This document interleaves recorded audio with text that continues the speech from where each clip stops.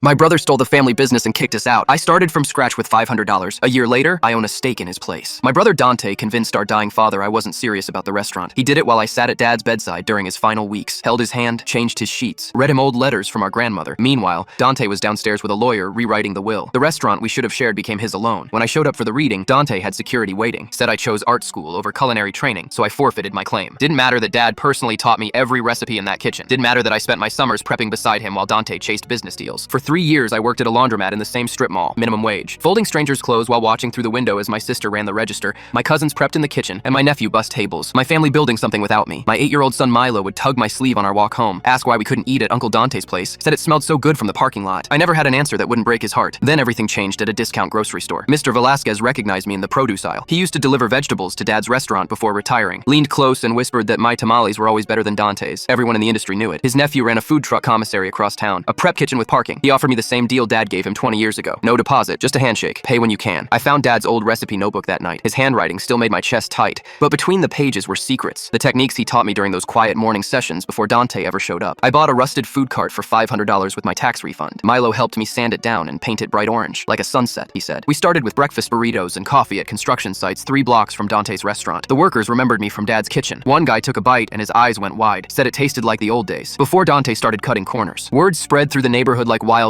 By week 2, nurses from the medical center were lining up. Week 3, office workers started calling in advance orders. By month 2, I was prepping at 3 a.m. just to meet demand. Milo did homework at a corner table, then helped make change for customers. That's when Dante noticed his lunch crowds thinning. He showed up at my cart one Sunday evening, stood by his fancy SUV with Dad's logo wrapped around the sides, demanded I shut down, said I was confusing customers. I stayed calm, told him customers weren't confused. They just preferred food that tasted like Dad's before he switched to canned tomatoes and frozen tortillas. His face went purple. He threatened to call the city about my permits, said he had connections who could make problems for my little operation. I smiled and handed him my paperwork, business license, health inspection with a perfect score, food handler certification, parking agreement with the auto shop owner, everything pristine. He drove off with his tires screaming. The health inspector showed up 2 days later, found nothing wrong, told me this was clearly a malicious complaint and to document everything. Then Dante's investor's wife called me. Rebecca had been reviewing the restaurant's books and noticed discrepancies. Revenue down 15% while Dante claimed everything was stable. I told her what I knew. The pre-made tortillas, the pre-shredded cheese, the recipe changes that gutted Dad's legacy to boost profit margins. The audit took 3 weeks. They found $40,000 in fraud. Dante had created a shell company vendor and was double billing the restaurant for supplies, paying himself twice while serving customers garbage versions of our father's food. His investor fired him on the spot. Dante screamed that I'd turned everyone against him. Security escorted him out. My sister Sophia took over as manager. She gave every employee a raise on her first day. 6 months later, I signed partnership papers in a lawyer's office. 12% ownership of the restaurant I'd been banned from entering. Milo sat beside me doing homework while I wrote my signature. Last week, I walked through the kitchen doors for the first time in 4 years. Dante was at the dish station in a stained apron, scrubbing pots under the supervision of the head chef I trained. He didn't look up.